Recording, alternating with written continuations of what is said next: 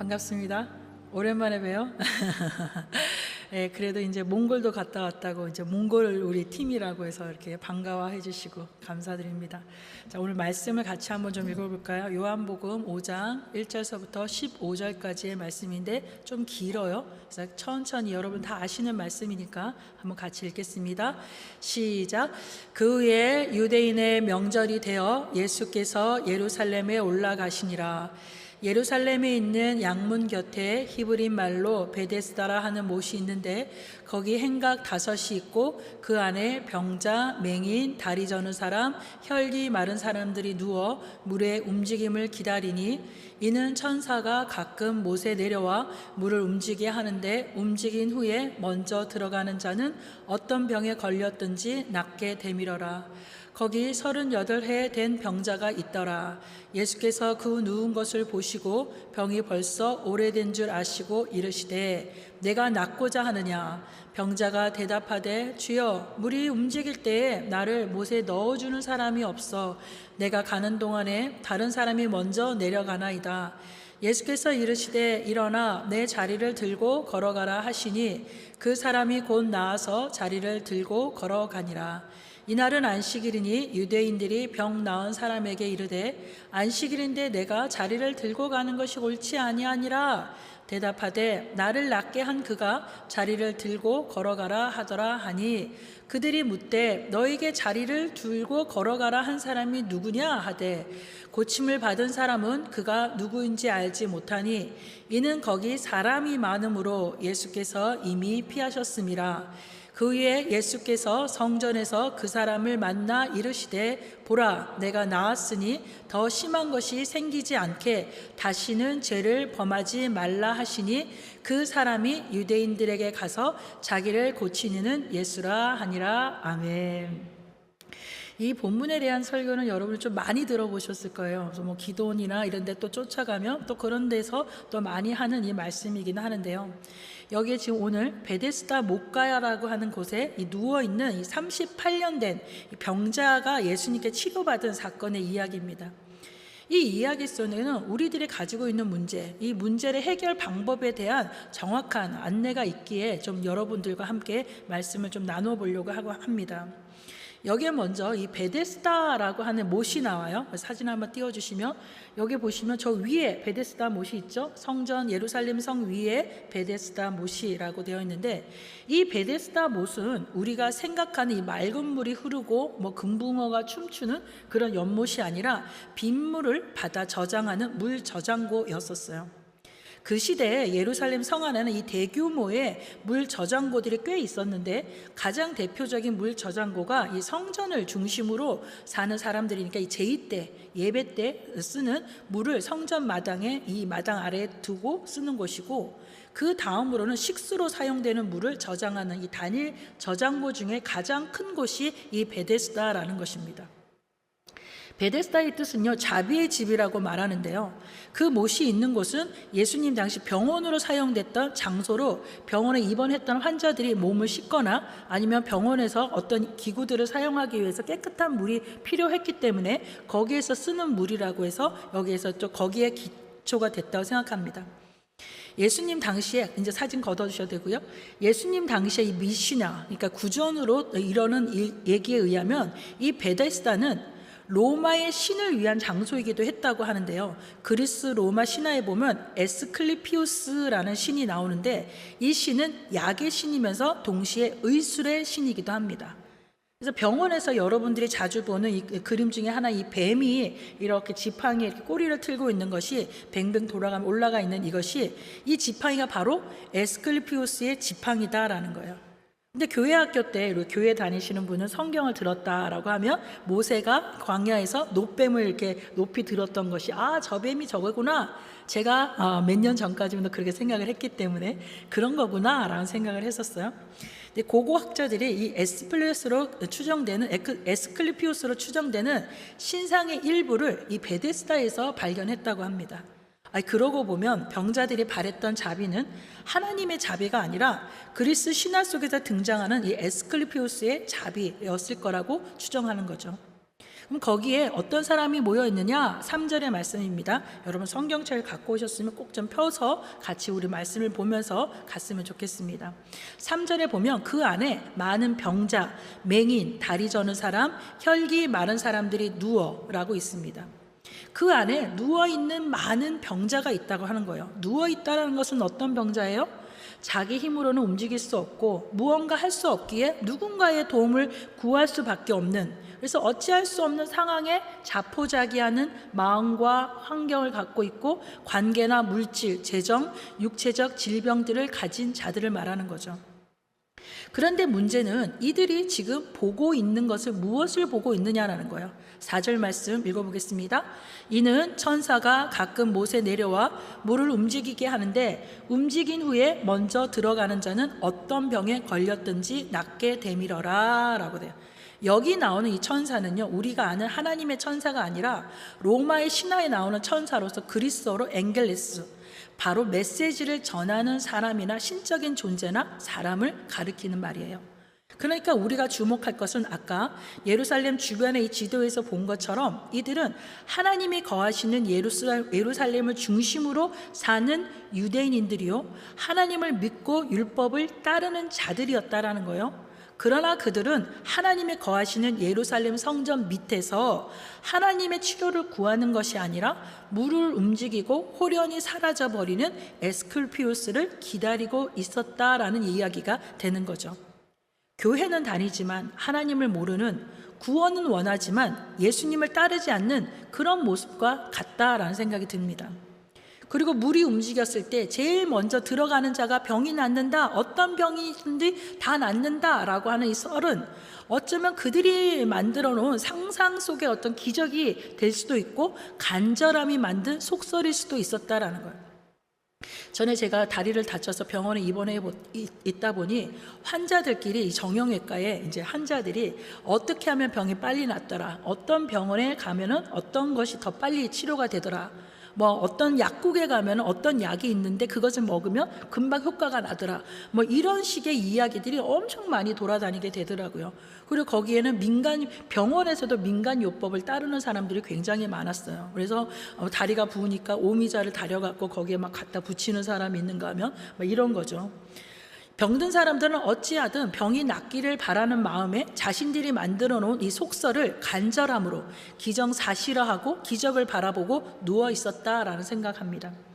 제가 오늘 이 본문을 여러분과 나누려 했던 것은 며칠 전 제가 우연히 기독교 영상을 보다가 이 베데스다의 38년 된 병자와 예수님과의 치료하는 과정에 그들의 표정들을 보게 됐어요. 정말 연기를 잘한 것 같아요. 그 병자의 그 절망감의 표정에서 그 표정이 점점 변하는 것, 끊임없이 따뜻한 시선으로 바라보는 예수님을 바라보면서 그 안에 한국어로 된 게 아니었어요. 영어로 되어 있고 알아보면 이상한 무슨 말인지, 그 표정이 너무너무 감동이 되어서 오늘 여러분들과 꼭 이 은혜를 나눠야겠다는 생각이 들어서 가져왔습니다. 여러분, 사람들은 누구나 할 것 없이 삶의 고난 앞에, 문제 앞에 서 있죠. 나는 아무 문제가 없어, 나는 평안해 라고 하는 사람이 있을까요? 주 안에서 다 평안합니다, 네, 다 좋습니다 라고 하는 이 절대 긍정, 절대 감사는 문제가 없어서 절대 긍정하고 감사하는 것이 아니라는 겁니다. 겉으로 보기에는 멀쩡하지만 누구나 바늘 하나 찔리는 이 상처에 무너지고 죽음을 생각해 보는 것이 우리의 인생이고, 그러니 인생이 고해가 아니겠냐라는 거죠. 그러나 실제로 여러분이 겪는 문제의 이 근원이 무엇인지 한번 생각해 보셨습니까? 예수님께서 예루살렘에 올라오셔서 베데스다를 일부러 찾아오셨는지는 모르지만 그 병자, 이 수많은 병자들 중에서 이 38년 된 가장 오래된, 가장 외인인, 가장 거기에 적합하지 않은 사람이 누워있는 그 자리에 서 계십니다. 왜 하필 그 사람 앞에 섰을까? 우연이었을까? 38년 동안 이렇게 병이 들었으니까 그의 몸은 쇠약해질 대로 쇠약해졌고, 이제 몸에 이 모든 근육들이 빠져서 앉을 수도 없고 걸을 수도 없는 그런 몸이 됐어요. 그럼에도 불구하고 그는 포기하지 아니하고 치료를 기대하였기에 그 베데스다 못가를 떠나지 못하고 있었다는 겁니다. 그때 예수님께서 다가와서 물어봅니다. 내가 낫고자 하느냐? 내가 낫고자 하느냐? 예수님께서는 병자에게 문제의 해결을 원하느냐라고 묻는 겁니다. 그러나 그는 이렇게 대답하죠. 7절입니다. 같이 봐요. 병자가 대답하되 주여 물이 움직일 때에 나를 못에 넣어주는 사람이 없어 내가 가는 동안 다른 사람이 먼저 내려가나이다. 여러분, 예수님 질문에 이 답이 맞는 걸까요? 여러분이라면 어떻게 대답하시겠습니까? 어쩜 이 병자는 38년이나 그 자리에 누워 있으면서 자신의 병에 대한 치료보다 어떻게 하면 저 못에 빨리 들어가느냐 하는 문제가 자신의 문제가 되어버리지 않았나라는 생각이 듭니다. 자신의 병든 몸이 문제가 아니라 세상의 경쟁에 이기는 거, 내가 먼저 저 물에 들어가는 거, 자신이 왜 거기에 38년이나 가족에게 외면당하고 거짓골로 누워 있어야 하는지에 대한 이유조차 잊어버리고 그저 자기를 도와주는 사람이 없어서 아무도 나를 도와주지 않음으로써 문제가 해결되지 않는다는 그 원망과 분노와 실패의식에 사로잡혀서 무력감에 들어 누워 있었다라는 거예요. 자빠져 있었다라는 거예요. 내가 낫고자 하느냐? 성경의 예수님은 이 질문을 많은 문제를 가지고 온 자들에게 물어보십니다. 하인을 치료해 주기를 바라는 백부장에게도 물어보셨고, 자신의 딸을 고쳐주기를 바라는 그 아비에게도 물어보셨고, 중풍병 걸린 자를 데려오는 그 친구들에게도 물어보셨고, 눈먼 자에게도 물어보셨다라는 거예요. 마가복음 10장 51절입니다. 예수께서 말씀하여 이르시되 내가 무엇을 하여 주기를 원하느냐? 맹인이 이르되 선생님이여 보기를 원하나이다.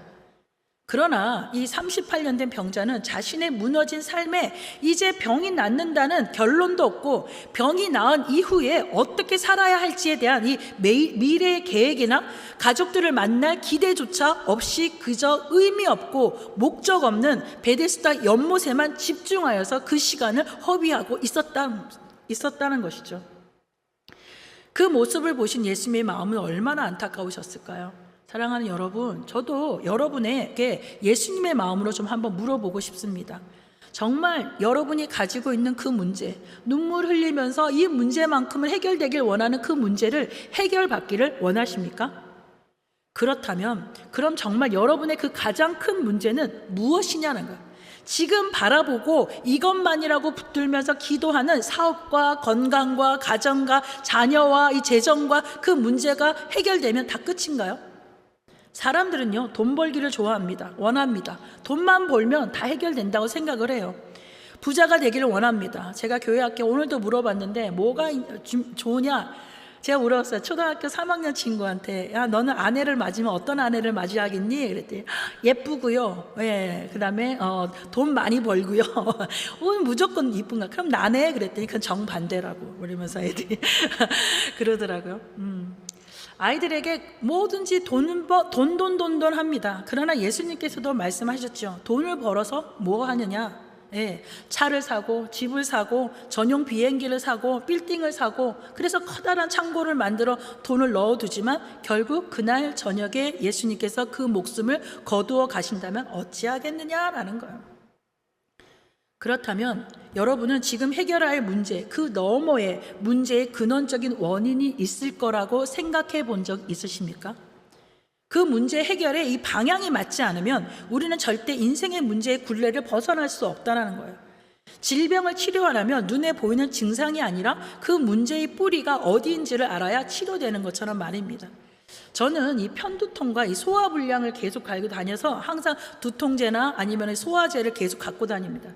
그런데 원인은 어딘지 아세요? 예, 목 디스크와 이 나쁜 자세로 인해서 오랫동안 앉는 자세로 인해서 나타나는 거예요. 단지 두통의 문제가 아니라 단지 소화불량 위의 문제가 아니라 나의 자세의 문제였다라는 걸 보면서 여러분 그렇다면 여러분 지금 어디를 보고 계시냐는 거예요. 언제 동할지 모르는 베데스다입니까? 아니면 지금 다른 사람이 아닌 나에게 찾아오셔서 내가 낫고자 하느냐라고 물어보시는 예수님의 손길을 바라보고 계시냐는 거예요. 세상 사람들이 만들어 놓은 신화 같은 이야기와 이 성공담이 휩쓸려서 그것이 진짜 같고 그것이 내 인생을 건져줄 일확천금의 확실한 길인 것 같아서 그것만 눈 빠지게 쳐다보고 있지는 않냐는 거예요.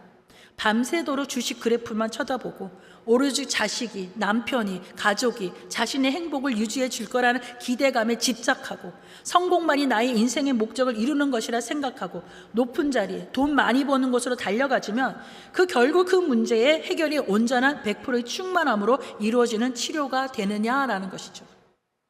아이고 뭔 소리요. 그저 하루하루 먹기 살기 급급하고 이번 달 카드 돌려막기 벅찬데 내일을 생각하는 그런 사색적 철학 같은 그런 것이 가당키나 합니까? 내일이 어딨어요 라고 하는 그런 여러분이십니까? 똑같이 하루에 삶의 밑바닥 가운데 이 차가운 병자와 같이 바닥에만 누워 있을 것은 아니지 않습니까? 청년들 여러분들은 어떤 고민을 갖고 계세요? 직장만 잘 구하면 끝이 납니까? 대학만 잘 들어가면 끝이 납니까? 그 다음에 그럼 어떻게 합니까? 그 문제의 고리에서 벗어나는 길은 오직 예수님께서 말씀하신 이것입니다. 8절 말씀이요. 예수께서 이르시되 일어나 내 자리를 들고 걸어가라 하시니, 이것이 답이다라는 거예요. 예수님께서 말씀하셨고 그 문제의 자리에서 일어나 자리를 들고 걸어가는 것, 다시는 그 자리에 머물지 않게 해 자리를 들고 걸어가는 것이 문제의 해결 방법이다라는 거예요.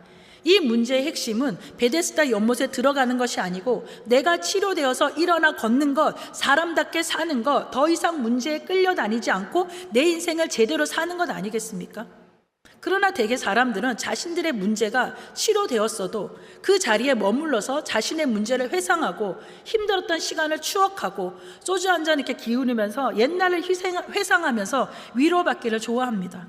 병자는 치료되었고 자리를 들고 일어났지만 사람들은 다가와서 말합니다. 안 돼. 그 자리에 멈춰. 안식일인데 안식일에는 물컵 하나도 들어서는 안 되고 걸음도 3걸음 이상 걸어서도 안 되는 날이라고 이야기합니다. 그것이 세상의 법칙이라고 말합니다. 하나님의 안식하라 하셨기 때문에 인간들은 하나님의 법을 지키려고 규칙을 만들어서 그것을 지키지 않으면 죄라고 정죄한다라는 거예요. 그래서 오늘날도 유대인들은 안식일에 이 전기 스위치 하나 켜는 것도 죄라고 생각하는 거예요. 그렇게 해서는 안 돼 라고 하는 이 세상의 말, 사람들은요 38년 된 이 병자가 병이 나은 것에는 관심이 없습니다. 그저 그가 안식일에 자리를 들고 가는 것에만 관심을 기울이고 그것은 옳지 않아, 넌 틀렸어, 그런다고 해결이 될 것 같아? 문제가 해결이 되었다고 치자, 그래서 뭐 어쩔 건데? 라고 말합니다. 여러분의 삶의 근원적인 문제를 해결하고 여러분이 예수 그리스도를 만나서 삶의 방향을 바꾸어 가는 것을 사람들은 원하지 않는다라는 거예요. 그들은 여러분이 계속 그 베데스다의 목 근처에 누워서 자신의 문제를 한탄하고 실패의식에 사로잡혀서 징징대며 살기를 원하고 있다라는 거예요. 왜요? 그래야 자신들이 더 잘나고 자신들이 성공했고 자신들의 방식이 옳다 인정할 수 있고 여러분들을 자신의 발밑에 무릎 꿇게 할 수 있기 때문이라는 거죠. 더 무서운 것은 그것이 하나님께서 정한 안식일을 지켜야 한다는 명목 아래에서 시행된다는 거예요. 병자는 치료되었지만 처음에는 자신을 치료한 자가 누군지 몰라요. 그저 자신의 문제에 베데스다의 못에 임한 어떤 천사라 생각할 수도 있었을 거죠. 11절을 볼까요? 대답하되 나를 낫게 한 그가 자리를 들고 걸어가라 하니, 걸어가라 하더나 하니, 병자는 자신의 문제가 해결되었다는 것을 알았죠. 베데스다 못에 들어가지 않아도 문제가 해결되었어요. 그리고 그 자신을 치료한 어떤 자의 말에 의해서 움직였고 살아내려고 일어났다라는 거예요. 그러나 병자는 자신이 치료한 사람이 누군지 몰라요. 13절, 고침을 받은 사람은 그가 누구인지 알지 못하니 이는 거기 사람이 많음으로 예수께서 이미 피하셨습니다. 예수님을 처음 만나 첫사랑에 감격하지만 진정한 예수님과의 이 만남이 없다면 우리는 다시 그 죄의 자리에 머물 수밖에 없다라는 거야. 돌아가게 된다는 거야. 왜요? 문제의 근원을 모르고 그 문제를 해결하지 않았기 때문이라는 거야. 사람들은요 다시 그 자리, 질병의 자리, 저주의 자리, 실패의 자리에 머물러 있으라고 합니다. 왜요? 오늘은 안식일이니까. 요한은 이 과정을 2단계로 나누어서 기록합니다. 1절의 시작에 보면 그 후라는 것에 동그라미 한번 쳐볼까요? 그 후에 예수님과 병자가 베데스다에 만남이 있었어요. 그리고 14절 시작에 또 그 후라고 써 있어요. 그 후는 성전에서 예수님을 만난 것을 기록하는 거예요. 우리는 1절에 예수님을 만나 문제 해결을 받았지만 그것이 우연인지 내가 원하는 방법은 아니었지만 어찌되었던지 문제가 해결된 것에만 기뻐하고 내 나름의 신앙생활을 유지하면서 내 자기 만족에 살아갑니다. 초신자 때요 경험하는 이게 주의 은혜죠. 처음 예수님을 믿으면 어찌나 기도 응답이 잘 되는지 진짜 신기합니다. 그래서 처음 교회에 오는 사람들 옆에 찰싹 붙으세요. 그리고 기도 문제를 나누세요. 그럼 그분의 기도는 반드시 응답됩니다. 팁이에요? 아무도 안 웃네? 그러나 또다시 요한은 말합니다. 두 번째, 그 후에 예수님과 병자는 베데스다가 아닌 성전에서 다시 만난다는 거예요. 이 만남이 중요한 거예요. 14절 같이 읽겠습니다. 시작. 그 후에 예수께서 성전에서 그 사람을 만나 이르시되 보라 내가 나았으니 더 심한 것이 생기지 않게 다시는 죄를 범하지 말라 하시니. 이해가 되십니까? 여러분, 이 38년 된 병자가 병이 걸릴 원인이 이제야 드러나는 거예요. 바로 죄 때문이었다는 거예요. 그러나 여러분 오해하지는 마세요. 병이 다 죄 때문에 생기는 것은 아니에요. 나사로가 죽은 것은 그의 죄 때문이 아니라 하나님의 영광을 위한 것이었다고 말합니다. 요한복음 11장 4절이요. 제가 읽습니다. 예수께서 들으시고 이르시되 이 병은 죽을 병이 아니라 하나님의 영광을 위함이요 하나님의 아들이 이로 말미암아 영광을 받게 하려 함이라 하시더라. 제가 왜 이 이야기를 강조합니까? 이 병자는 자신의 죄로 인해 병이 들었고 38년 지옥까지 보냈고 이제 체려되었을 때 더 심한 삶이 되지 않기 위해서 다시는 죄를 범하지 말라고 예수님께서 경고하시는데, 여러분들은 이 말을 들으면 그래 하나님은 우리에게 벌 주시는 하나님이구나, 하나님은 무서운 하나님이시구나, 아이고 무서워라, 하나님과 가까이 가면 안 되겠다, 혼자서 끙끙끙끙 매다가 하나님을 떠난다라는 거예요. 그래서 여러분이 그 말씀에 오해하지 않으셨으면 좋겠어요. 하나님은 공의의 하나님이시고 우리에게도 잘못됐을 때는 고치시는 하나님이시지만 그 먼저 우리를 사랑하신다는 걸 기억해 주시기를 바랍니다. 이것이 진짜 문제의 해결점이 되었다는 거예요. 첫 번째, 베데스다에서의 치료가 아니라 진짜 치료는 성전에서의 치료가 완전한 치료가 되었다라는 거예요. 그러니 지금 여러분은 이 두 번째 만남을 강구해야 된다라는 거예요. 병에 나타난 증세가 원인이 아니라 더 깊은 뿌리 되는 원인을 제거해야 된다라는 것처럼 말입니다. 우리는 삶에서 끊임없이 괴롭히는 문제가 있어요. 똑같은 반복되는 메비우스의 이 띠처럼 반복되는 죄가 있어요. 벗어나고 싶지만 어느새 다시 그 자리에 와서 똑같은 문제에 똑같은 것들 해답을 가지고 갖고 있는 문제들, 이 버거운 문제가 있다면 그 이면의 문제에 집중해야 한다는 거예요. 이 문제가 어디서부터 왔지? 그렇다고 다 죄에 묶을 것이 아니라는 거예요. 왜냐하면 사업에 실패하고 병이 들면 내가 하나님께 죄 지어서 내가 하나님 앞에 벌 받아서 이런가? 절대 그런 생각하면 안 돼요. 그 죄성에 하나님을 두려워해서도 안 되고, 그래서 하나님을 떠나서는 절대 안 됩니다. 객관적인 문제의 원인의 발견을 하는 지혜가 여러분에게 필요합니다. 그러나 대개 이 죄의 문제에 걸려있기 때문에 일반적으로 그렇게 말하고 있어요. 그것을 분별하길 원합니다. 원인이 없는 문제는 없어요. 반복되는 관계의 문제가 어렵습니까, 여러분? 상대가 잘못된 것이 아니라 어쩌면 내가 이 상황을 만드는 게으르고 거짓되고 무감각한 습관으로 이 문제가 반복되고 있다라는 것도 생각해 보십시오. 재정의 문제가 걸리십니까? 돈의 주인을 나로 삼았기 때문에 하나님께서 그 방향을 바꾸어가는 중일 수 있다라는 것도 생각하셔야 됩니다. 세상 사람들은 내가 겪는 어려움과 이 문제에 전혀 관심이 없어요. 그러니 여러분이 겪는 이 어려움을 세상 사람들에게 내보일 필요도 없고 그것으로 도움받을 생각은 전혀 쓸데없는 것입니다. 문제의 원인은 우리가 예수 그리스도를 모르는 것이 원인이 되기 때문입니다. 삶의 문제 해결점이 베데스다 목가가 아니라 진정 예수 그리스도를 만나는 것이고, 죄의 자리에 머물지 않고 내 자리를 들고 일어나는 것이고, 다시는 죄를 짓지 않는 것이고, 하나님을 떠나지 않는 것이 온전한 치료고 문제 해결 방법이 되는 줄 믿으시기를 바랍니다. 돈이 있으면, 집이 있으면, 자식이 잘 되면, 사업의 문제가 해결이 되면, 이것만 해결되면 이라는 생각 속에서 우리는 세상의 방법에 얽매이고 거기에 끌려갈 수밖에 없게 됩니다. 설사 우리의 연약한 기도를 통해서 하나님의 은혜로 문제가 해결되었다 하더라도 사람들은 우리의 질병의 문제가 해결되는 것을 기뻐해 주는 것이 아니라 또 다른 문제로 우리를 죄의 자리, 질병의 자리에 머무기를 원한다는 것을 기억해야 됩니다. 그러기 위해서 우리에게는 문제 해결을 하기 위한 뭐가 필요할까요? 간절함이 필요해요. 이 병자에게도 간절함이 있었어요. 38년 된 그 병자가 얼마나 오랫동안 베데스다 연못가에 그 물이 움직이기를 기다렸는지는 모르겠지만 분명히 그에게도 간절함이 있었어요. 낫고자 하는 그 간절함은 아마 처음 이 병이 발병해서부터 다리를 쓰지 못했을 때부터 그 예수님을 만나고 대화하는 그 순간까지 그 간절함이 있었다라는 거예요. 간절함을 이루고자 애달게 바라보는 그 목과 그 신화, 바라보고 있는 것이 영 엉뚱한데 그 간절함이 이루어질 리가 만무할 수밖에 없지 않겠습니까? 요한은 간절함이 그를 낫게 했다고 말하지 않아요. 그가 낫게 된 이유는 예수님이 그를 찾아오셨기 때문이에요. 간절함이 이루어지지 않으면 여러분 어떻게 됩니까? 간절함은 필요하지만 간절함이 예수 그리스도를 바라보지 않았고 내 자신의 간절함으로 있어서 그것이 이루어지면 뭐가 됩니까? 원망이 되는 거예요. 지금 하나님을 원망하십니까? 지금 어떻게 하나님은 날 도와주지 않는다, 하나님은 안 계십니까? 라고 생각하십니까? 나를 도와주지 않는 가족, 직장, 동료, 따라주지 않는 운, 박탈되는 기회, 맞지 않는 로또, 그러나 그것이 문제가 아님을 깨닫고 진정 낫고자 하느냐는 이 주님의 음성에 네 주님 내가 보기를 원합니다 라는 이 간절한 절규가 여러분에게 있어야 한다는 겁니다. 여러분은 어떤 간절함이 있으십니까? 그 간절함으로 예수님을 만나시길 바랍니다.